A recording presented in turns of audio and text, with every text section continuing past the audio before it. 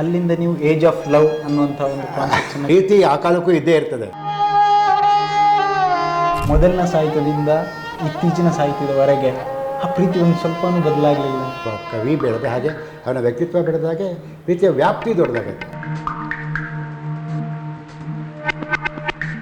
ಅದು ಹಾಸ್ಯಾಸ್ಪದವಾಗಿ ತಗೊಳ್ತಿರಿಂದ ಭಾವನೆ ಸುಬ್ಬ ಭಟ್ರ ಮಗಳೇ ಯಾಕೆ ಕೂಡ ಆ ಥರದ ಒಂದು ಟೈಟ್ಲ್ ಹೆಸರೇ ಇದೆಯಲ್ಲ.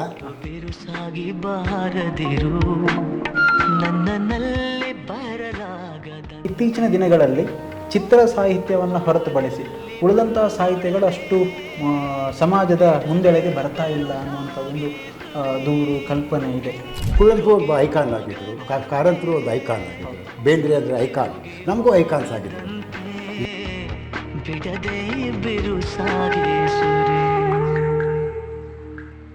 ಬಾಮಳೆ ಬಾ ಅದು ಚಿತ್ರಕ್ಕಾಗಿ ಬರೆದಂಥ ಅದನ್ನು ಮೊದಲು ಅಶ್ವಥ್ ಮಾಡಿದರು, ಆಮೇಲೆ ಅನಂತಸ್ವಾಮಿಯವರು ಆಡಿದರು.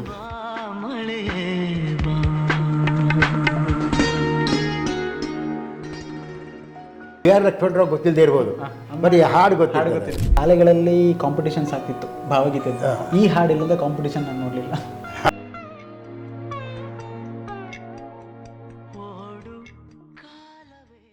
ಆತ್ಮೀಯ ವೀಕ್ಷಕರೇ, ಇಂದಿನ ಈ ವಿಶೇಷ ಸಂಚಿಕೆಯಲ್ಲಿ ನಮ್ಮ ಜೊತೆ ಇರುವಂಥ ಒಬ್ಬ ಅದ್ಭುತವಾಗಿರ್ತಕ್ಕಂಥ ಕವಿ, ನಮ್ಮೆಲ್ಲರಿಗೆ ಪ್ರೇಮ ಕವಿ ಎಂಬುದಾಗಿ ಚಿರಪರಿಚಿತರಾದವರು. ಕನ್ನಡ ರಾಜ್ಯೋತ್ಸವ ಪ್ರಶಸ್ತಿ, ಕರ್ನಾಟಕ ಸಾಹಿತ್ಯ ಅಕಾಡೆಮಿ ಪ್ರಶಸ್ತಿಯನ್ನು ಪಡೆದು ನಮ್ಮೆಲ್ಲರಿಗೂ ಹೆಮ್ಮೆಯನ್ನು ತಂದಿರತಕ್ಕಂಥ ಶ್ರೇಷ್ಠ ವ್ಯಕ್ತಿಗಳು. ಸರ್, ಕಾರ್ಯಕ್ರಮಕ್ಕೆ ಆತ್ಮೀಯವಾದಂಥ ಸ್ವಾಗತ. ಸರ್, ಗೋಪಿ ಮತ್ತು ಗಾಂಡಲಿನ ಅನ್ನುವಂಥ ಪದ್ಯಕ್ಕೆ, ಆ ಕವನ ಸಂಕಲನಕ್ಕೆ 50 ವರ್ಷಗಳ ಸಂಭ್ರಮ ಹೇಗನಿಸ್ತಿದೆ ಸರ್? ಸೃಷ್ಟಿ ಹೇಗಾಯಿತು, ಈಗ ಹೇಗೆ ಅನಿಸ್ತಿದೆ? ಗೋಪಿ ಮತ್ತು ಗಾಂಡಲಿನ ಬಂದದ್ದು 1971ರಲ್ಲಿ. 71 ಅಂದರೆ ಈಗ ಆಯ್ತು, ಈಗ 55 ವರ್ಷನೇ ಆಯಿತು. 55 ವರ್ಷ ಆಯಿತು. ಇತ್ತೀಚೆಗೆ ಅದು ಅದಕ್ಕೆ 50 ವರ್ಷ ಆದಾಗ, ನನಗೆ 70 ವರ್ಷ ಆದಾಗ, ಆ ಥರದ್ದು 75 ವರ್ಷ ಆದಾಗ. ಸೊ ಆವಾಗ ಗೋಪಿ ಮತ್ತು ಗಾಂಡಲಿನ 50 ಅಂತಲೇ ಒಂದು ಸಂಕಲನವನ್ನು ಮಾಡಿದ್ವಿ. ಅದರಲ್ಲಿ ನಾವೇನು ಮಾಡಿದ್ವಿ, ಮುಖ್ಯವಾಗಿ ಎಚ್.ಎಸ್. ವೆಂಕಟೇಶ್ಮೂರ್ತಿಯವರು ಅದರ ಕೆ. ಸತ್ಯನಾರಾಯಣ ಅವರು ಅದಕ್ಕೆ ಎಡಿಟರ್ ಆಗಿದ್ದರು. ಅವರು ಈ ಗೋಪಿ ಮತ್ತು ಗಾಂಡಲಿನ ಈ ತಲೆಮಾರಿನ ಯುವ ಕವಿಗಳಿಗೆ, ಸಾಹಿತಿಗಳಿಗೆ, ಅವರಿಗೆಲ್ಲನೂ ಆ ಕಲೆಕ್ಷನ್ ಬಗ್ಗೆ ನಿಮ್ಮ ಅನಿಸಿಕೆಗಳೇನು ಅಂತ ಅವರನ್ನು ಕೇಳಿದರು. ಸೊ ಅವರೆಲ್ಲರೂ ಕೂಡ ಅದರ ಬಗ್ಗೆ ಬರೆದಿರೋ ಲೇಖನಗಳಿದೆ ಅದರಲ್ಲಿ, ಹೊಸ ಪುಸ್ತಕದಲ್ಲಿ. ಸೊ ಇದು ಹೇಗೆ ಮತ್ತೆ 50 ವರ್ಷ ಆದಮೇಲೂ ಒಂದು ಕವನ ಸಂಕಲನ ಪ್ರಸ್ತುತವಾಗಿದೆ, ರೆಲೆವೆಂಟ್ ಆಗಿದೆ ಅಂದರೆ ಕವಿ ಇದ್ದಾನೆ ಅಂತ ಅರ್ಥ ಅಲ್ವಾ? ಹಾಗಾಗಿ ನನಗೆ ಭಾಳ ಸಂತೋಷ ಆಗಿದ್ದಂದರೆ 50 ವರ್ಷ ಆದರೂ ಅವರೆಲ್ಲ ಬಹಳ ಜನದ ಅಭಿಪ್ರಾಯ ಏನು ಅಂದರೆ ಅದು ಇವತ್ತಿಗೂ ಭಾಳ ತಾಜಾ ಆಗಿದೆ, ನಮ್ಮದು ಅನಿಸುತ್ತೆ, ಇವತ್ತಿಗೂ ನಮಗೆ ನಮ್ಮ ಕವಿತೆಗಳು ಅಂತ ಅನಿಸುತ್ತೆ. ಅದು ಎಲ್ಲೂ ಹಳತು ಅಂತ ಅನಿಸಲ್ಲ ನಮಗೆ. ಮತ್ತು ಆ ಕಾಲದಲ್ಲೇ ನೀವು ಇಷ್ಟು ಜನ ಬರೆದಿದ್ರಲ್ಲ ಅಂತ ನಮಗೆ ಒಂದು ಅಸೂಯೆ ಆಗ್ತದೆ.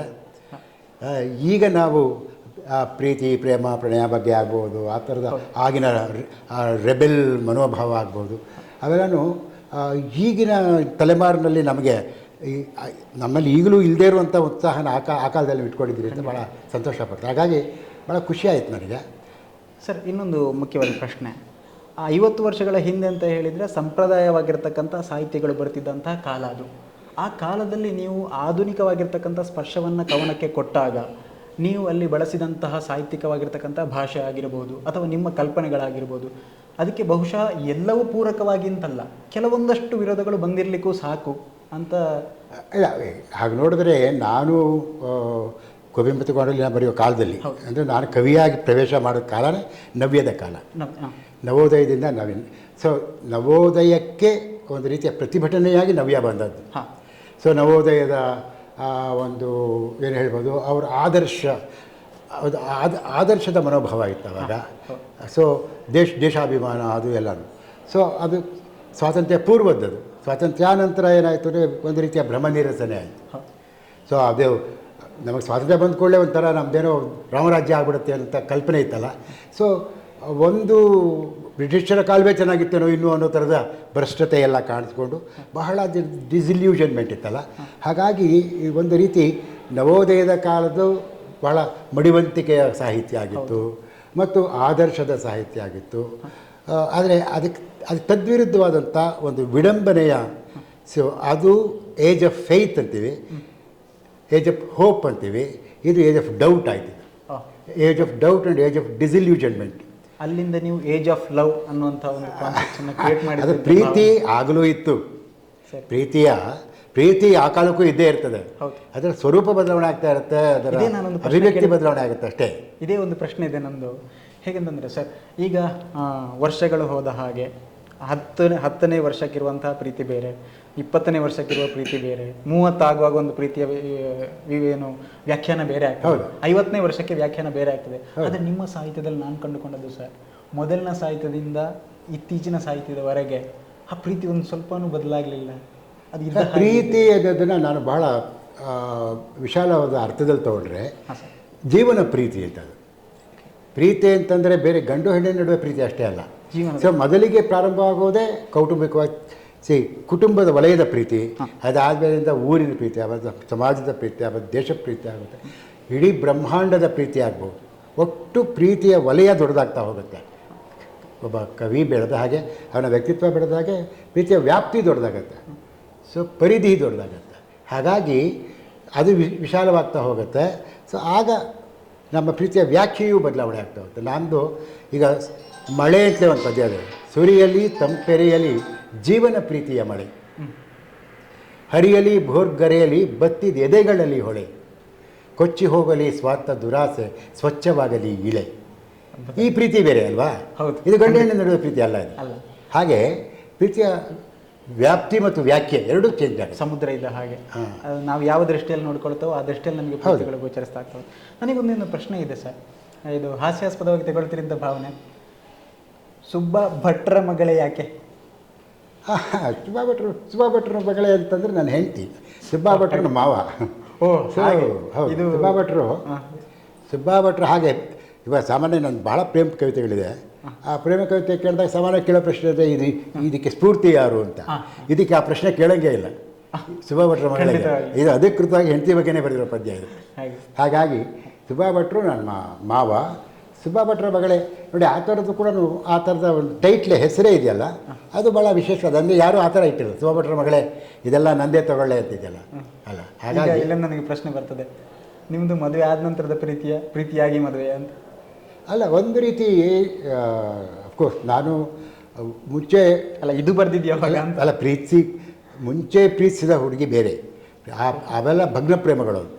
ಸೊ ಅದು ಹಾಗಾಗಿಲ್ಲ. ಆದರೆ ಮದುವೆ ಆಗೋರು ಈ ಸುಬ್ಬಾ ಭಟ್ರ ಮಗಳು ನನ್ನ ಹೆಂಡತಿ ಗಿರಿಜಾನ ಮದುವೆ ಮಾಡ್ಕೋಬೇಕಾದ್ರೂ ಇದಕ್ಕೂ ಕೂಡ ನಮ್ಮ ಲಕ್ಷ್ಮೀನಾರಾಯಣ ಭಟ್ರು ಅವ್ರ ಮೂಲಕನೇ ಆಗಿದ್ದು. ಲಕ್ಷ್ಮೀನಾರಾಯಣ ಭಟ್ರೇ ಅವರ ಹೆಂಡತಿಗೆ ನನ್ನ ಗಿರಿಜಾ ಅವರ ಅಕ್ಕ ಎಲ್ಲ ಭಾಳ ಪರಿಚಯ ಇದ್ದು ಅಂತ ಅವ್ರ ಮನೆಯಲ್ಲೇ ನಾವು ಮಾಡಿದ್ದೆಲ್ಲ ಡೈರೆಕ್ಟ್ ನೋಡಿದ ಕೂಡಲೇ ಇಂಟ್ಯೂಟಿವ್ ಆಗಿ, ಸೊ ಇವಳೇ ನನ್ನ ಹುಡುಗಿ ಅಂತ ಅನಿಸಿತ್ತು. ಅಂದರೆ ಅದುವರೆಗೆ ನಮ್ಮ ಅಪ್ಪ ಬೇರೆ ಬೇರೆ ಹುಡುಗಿಲಿ ನೋಡಿದಾಗ ಮದುವೆಗೆ ಅಂತ ಎಲ್ಲರೂ ರಿಜೆಕ್ಟ್ ಮಾಡ್ತಿದ್ದೆ ನಾನು. ಯಾಕಂದರೆ ನೋಡಿದಾಗಲೇ ನನಗೆ ಅನ್ನಿಸ್ಬೇಕಲ್ವ, ಎಲ್ಲೋ ಒಂದು ರೀತಿಯ ಆ ರೀತಿಯ ಏನು ಹೇಳ್ತೀವಿ, ಮನಸ್ಸಲ್ಲೇ ಬಾಂಧವ್ಯ ಒಂದು ಅಲ್ಲ. ಹೌದು, ಏನೋ ಒಂದು ಅದು ನನಗೆ ಅವಳು ನೋಡಿದ ಕೂಡಲೇ ಇವಳೇ ನನ್ನ ಹುಡುಗಿ ಅಂತ ಅನಿಸ್ತು. ಅಂದರೆ ಆ ರೀತಿ ಆಗಿತ್ತು. ಆದರೆ ಅದೇನಾಗಿತ್ತು ಅಂದರೆ ಅವಳು ನಾನು ಒಪ್ಕೊಂಡೆ, ಆದರೆ ಅವರ ಅಕ್ಕ ಇದ್ಲು, ಅವ್ರ ಮದುವೆ ಆಗಬೇಕಾಗಿತ್ತು. ಸೊ 2 ವರ್ಷ ಇವಳಿಗೋಸ್ಕರ ಕಾಯಬೇಕಾಯ್ತು. ಹಾಗಾಗಿ ಇದು ಒಂದು ರೀತಿ ಮಧ್ಯೆ ಬರ್ದಿರೋದು ಎರಡೂ ಆಯಿತು. ಅದು ಲವ್ ಮ್ಯಾರೇಜು, ಅದು ಅರೇಂಜ್ಡ್ ಮ್ಯಾರೇಜ್. ಮೊದಲು ಇಟ್ ವಾಸ್ ಅರೇಂಜ್ಡ್, ಆಮೇಲೆ ಪ್ರೀತಿ ಇತ್ತು. ಸೊ ಈ ನಡುವೆ 2 ವರ್ಷಗಳ ನಡುವೆ ನಮ್ಮ ನಡುವೆ ಪತ್ರ ವ್ಯವಹಾರ ಇದು ಎಲ್ಲ ಆಗ್ತಾಯಿತ್ತು. ಸರ್, ಇನ್ನೊಂದು ಗಂಭೀರವಾಗಿರ್ತಕ್ಕಂಥ ಪ್ರಶ್ನೆ ಇದೆ ಸರ್. ಒಂದು ಕಾಲದಲ್ಲಿ ಸಾಹಿತ್ಯ ಅಥವಾ ಸಂಗೀತ ಆಗಿರ್ತಕ್ಕಂತಹದ್ದು ಅದು ಜನರ ಭಾವ ಅಭಿವ್ಯಕ್ತವನ್ನು ಪಡಿಸಲಿಕ್ಕೆ ಒಂದು ವೇದಿಕೆಯಾಗಿತ್ತು. ಆ ಸಾಹಿತ್ಯ ಪ್ರಕಾರಕ್ಕೆ ತನ್ನದೇ ಆಗಿರ್ತಕ್ಕಂಥ ಒಂದು ಪ್ರೌಢಿಮೆ ಇತ್ತು, ಒಂದು ಅಸ್ತಿತ್ವ ಇತ್ತು. ಇತ್ತೀಚಿನ ದಿನಗಳಲ್ಲಿ ಚಿತ್ರ ಸಾಹಿತ್ಯವನ್ನು ಹೊರತುಪಡಿಸಿ ಉಳಿದಂತಹ ಸಾಹಿತ್ಯಗಳು ಅಷ್ಟು ಸಮಾಜದ ಮುಂದೆಳೆಗೆ ಬರ್ತಾ ಇಲ್ಲ ಅನ್ನುವಂಥದ್ದೊಂದು ದೂರು ಕಲ್ಪನೆ ಇದೆ ಸರ್. ಇದ್ರ ಬಗ್ಗೆ ನೀವೇನು ಅಂದ್ಕೊಳ್ತೀರಿ? ನಿಮಗೆಲ್ಲರೂ ಒಂದು ಖೇದ ಇದೆಯಾ? ಒಂದು ಕಾಲದಲ್ಲಿ ವಿಜೃಂಭಣೆಯನ್ನು ಪಡೆದಿತ್ತಂತ ಅದು ಸಾಹಿತ್ಯ ಕ್ಷೇತ್ರ, ಅದು ಕವನ ಅನ್ನುವಂಥ. ಇಲ್ಲ, ಅದು ನೋಡಿ ಏನಂದರೆ, ಈಗ ಒಂದು ಕಾಲದಲ್ಲಿ ನಮ್ಮ ಐಕಾನ್ಸ್ ಬೇರೆ ಇದ್ದರು. ಈಗ ಒಂದು ಸಮಾಜಕ್ಕೂ ಐಕಾನ್ಸ್ ಅಂತ ಹೇಳ್ತೀವಲ್ವ. ಆವಾಗೆಲ್ಲ ಕುವೆಂಪು ಒಬ್ಬ ಐಕಾನ್ ಆಗಿದ್ದರು, ಕಾರಂತರು ಒಂದು ಐಕಾನ್ ಆಗಿದ್ದರು, ಬೇಂದ್ರೆ ಅಂದರೆ ಐಕಾನ್, ನಮಗೂ ಐಕಾನ್ಸ್ ಆಗಿದ್ದರು ಅವರು. ನಾವು ಬರೆಯೋ ಕಾಲಕ್ಕೆ ಲಂಕೇಶು ನಮ್ಗೆ ಐಕಾನ್ ಆಗಿದ್ರು, ಅನಂತಮೂರ್ತಿನೂ ಐಕಾನ್ ಆಗಿದ್ದರು, ತೇಜಸ್ವಿನೂ ಐಕಾನ್ ಆಗಿದ್ರು ಅಲ್ವಾ. ಆದರೆ ಈ ಕಾಲದಲ್ಲಿ ಆ ಥರದ ಐಕಾನ್ಸ್ ಇಲ್ಲ, ಇವರ ಐಕಾನ್ಸ್ ಬೇರೆ ಅಲ್ವಾ. ಅಂದರೆ ಜೀವನದ ಮೌಲ್ಯಗಳು ಚೇಂಜ್ ಆಗಿವೆ. ಆಗ ಈ ಥರ ನಮಗೆ ಇವರೆಲ್ಲನೂ ನಾವು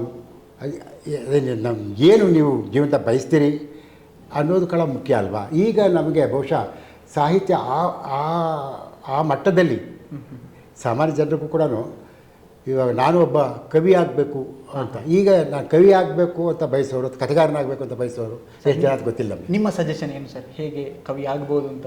ಅದೇನಿಲ್ಲ, ಅದು ಯಾರೂ ಕೂಡ ಆಗಬೇಕು ಅಂತ ಆಗೋಂಥದ್ದಲ್ಲ.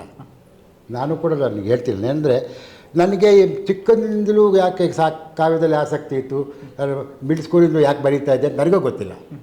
ಅದೆಲ್ಲೋ ಆಳದಲ್ಲಿ ಜೆನೆಟಿಕ್ ಅಂತಲೇ ಅನಿಸ್ಬಿಡುತ್ತೆ ಒಂದ್ಸಲ. ಜೆನೆಟಿಕ್ ಇರ್ಬೋದು ಯಾವುದು. ನಾನು ಅದಕ್ಕೆ ಏನು ಹೇಳ್ತೀನಿ ಅಂದರೆ, ನಾನು ಕವಿ ಆಗಿರೋದು ನಮ್ಮ ತಲೆಮಾರಿನ ಯಾರೋ ಒಬ್ಬ ಕವಿ ಆಗಬೇಕು ಅಂತ ಆಸೆ ಪಟ್ಟಿದ್ದಲ್ಲ, ಆ ಆಸೆ ಇಲ್ಲಿ ತೀರಿರ್ಬೋದು ಅಂತ ಅಲ್ವಾ. ಇನ್ನೊಬ್ಬ ಯಾರೋ ಡಾಕ್ಟ್ರ್ ಆಗಬೇಕು ಅಂದ್ಕೊಂಡಿದ್ದಾನೋ, ನನ್ನ ಮಗ ಡಾಕ್ಟ್ರ್ ಆಗಿದ್ದಾನೆ. ಹಾಗೆ ಎಲ್ಲೋ ಅದು ಆ ಥರದ ಜೆನೆಟಿಕ್ಕಾಗಿ ಮುಂದುವರಿತಾ ಹೋಗುತ್ತೆ ಅಂತಲೂ ಅನಿಸುತ್ತೆ.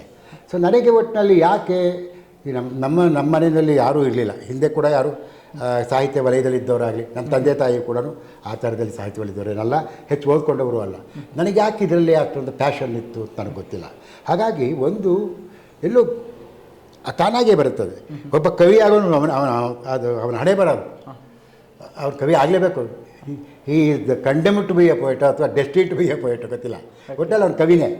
ಸೊ ಹಾಗಾಗಿ ಎಷ್ಟೋ ಜನ ಈಗ ಯಾವುದೋ ಕ್ಷೇತ್ರದಲ್ಲಿ ಇದ್ದವರು ಆ ಕೆಲಸ ಬಿಟ್ಟು ಬರವಣಿಗೆ ಬಂದವರು ಇದ್ದಾರೆ.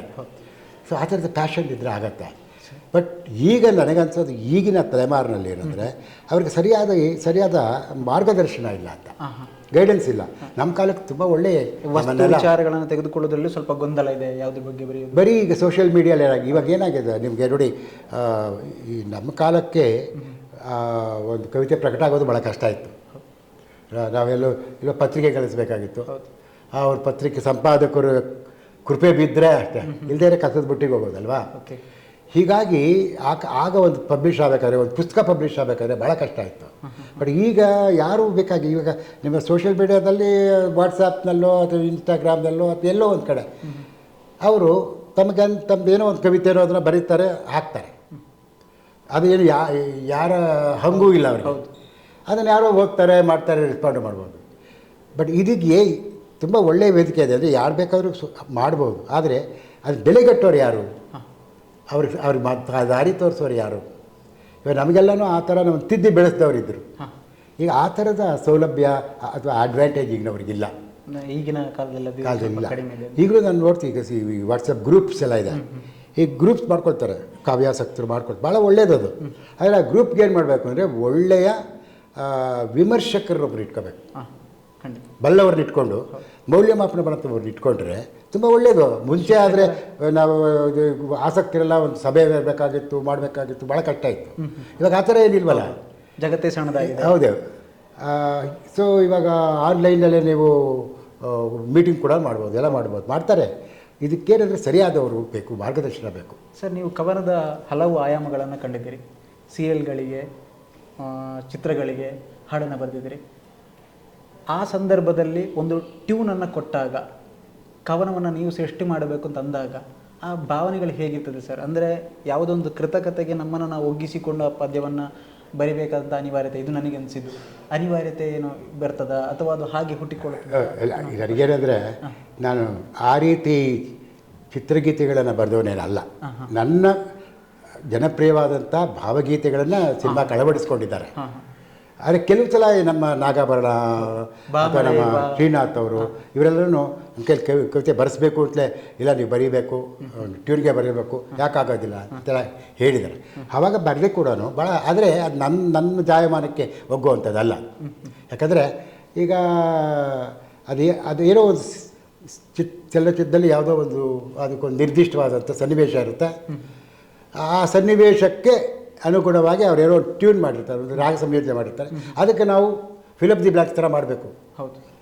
ಸೊ ಅದರ ಏರಿಳಿತಕ್ಕೆ ತಕ್ಕಾಗೆ ಮಾಡಬೇಕು. ಸೊ ಇದಕ್ಕೆ ಬೇರೆ ವಿಶೇಷವಾದಂಥ ಪ್ರತಿಭೆನೇ ಬೇಕೇನೋ. ಇದ್ದಾರೆ, ಬರೆಯೋರಿದ್ದಾರೆ, ಗೀತ ರಚನೆಕಾರರಿದ್ದಾರೆ. ನಾನೇನು ಅವ್ರನ್ನ ಅವ್ರ ಕಡೆಗಣಿಸ್ತಾ ಇಲ್ಲ. ಆದರೆ ಇದು ನನಗಾಗಲ್ಲ. ಯಾಕಂದರೆ ನನಗೇನೋ ಒಂದು ನಾನು ಸ್ವಂತ ನನಗೋಸ್ಕರ ಒಂದು ಕವಿತೆ ಬರ್ಕೊಂಡಿರ್ತೀರಲ್ಲ, ಆ ಕವಿತೆ ನೀವು ಇಷ್ಟಪಟ್ಟು ಅದನ್ನು ಬಳಸ್ಕೋತೀವಿ ಅಂತಂದರೆ ನನ್ನ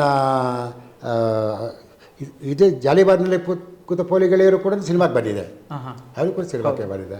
ಆಮೇಲೆ ಬಾರಿ ರಾಜ್ಕುಮಾರಿ ಬಂದಿದೆ, ಬಾ ಮಳೆಯೇ ಬಾ ಬಂದಿದೆ, ದೇವರೇ ಅಗಾಧ ನಿನ್ನ ಕರುಣೆಯ ಕೊಡಲು 2 ಸಿನಿಮಾದಲ್ಲಿ. ಬಾ ಮಳೆ ಬಾ ಅದು ಚಿತ್ರಕ್ಕಾಗಿ ಬರೆದಂಥ ಇದಲ್ಲ, ಅದು ಮುಂಚೆನೇ ಅದು ಅಶ್ವತ್ಗೋಸ್ಕರ ಬರೆದದ್ದು ನಾನು. ಅಂದರೆ ಗಜಲ್ ಫಾರ್ಮಲ್ಲಿ ಬರೆದಿದ್ದರು.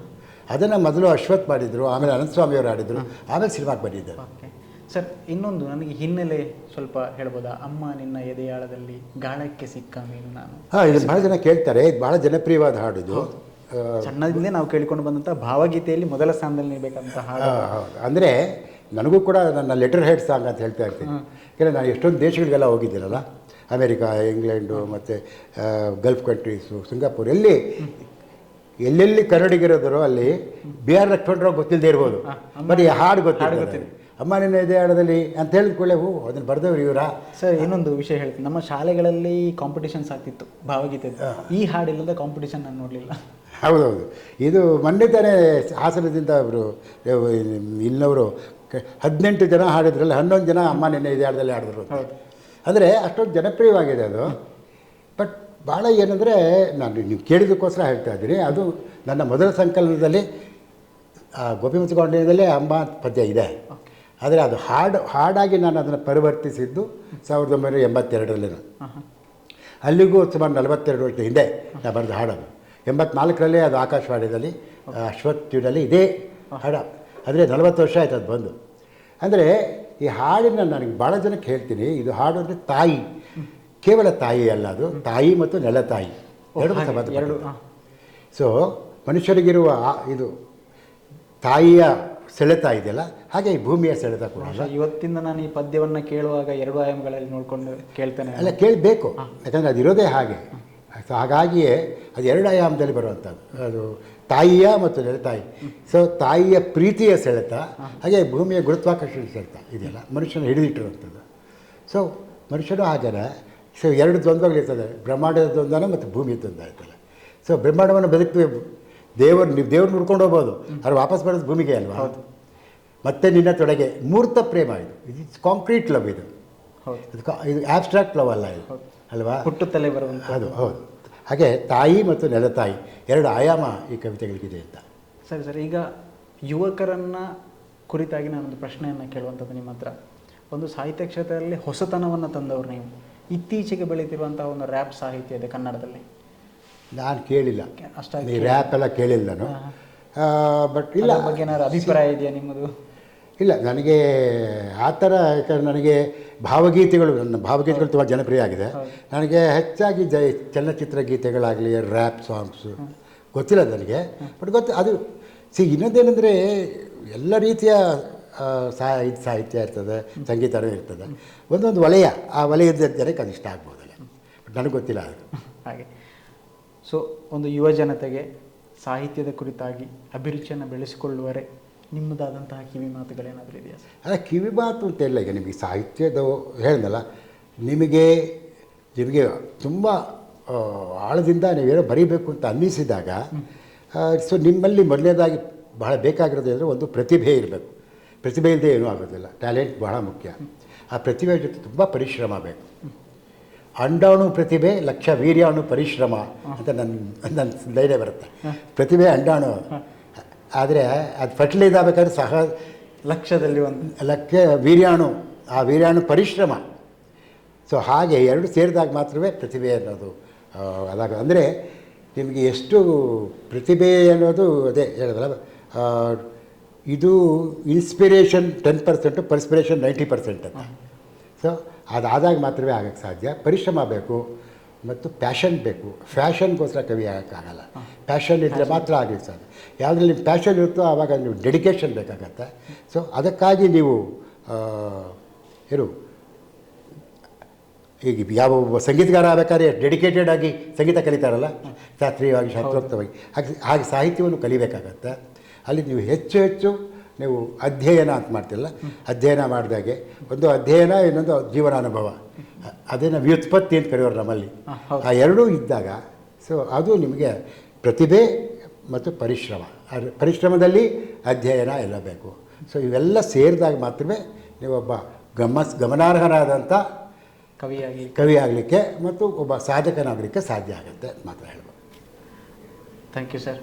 ಇಷ್ಟು ಹೊತ್ತು ನಿಮ್ಮ ಅಮೂಲ್ಯವಾದ ಸಮಯವನ್ನು ನಮಗಾಗಿ ಮೀಸಲಿಟ್ಟು ಒಂದಿಷ್ಟು ಹೊತ್ತು ಮಾತುಕತೆಯನ್ನು ನಡೆಸಿಕೊಟ್ಟದಕ್ಕಾಗಿ ನಿಮಗೆ ಅನಂತ ಧನ್ಯವಾದ ಅರ್ಪಿಸ್ತಾ ಇದ್ದೇನೆ. ನಮಸ್ಕಾರ. ವೀಕ್ಷಕರೇ, ಇದಾಗಿತ್ತು ಇಂದಿನ ಪುಸ್ತಕದ ಮಾತು ಕಾರ್ಯಕ್ರಮ.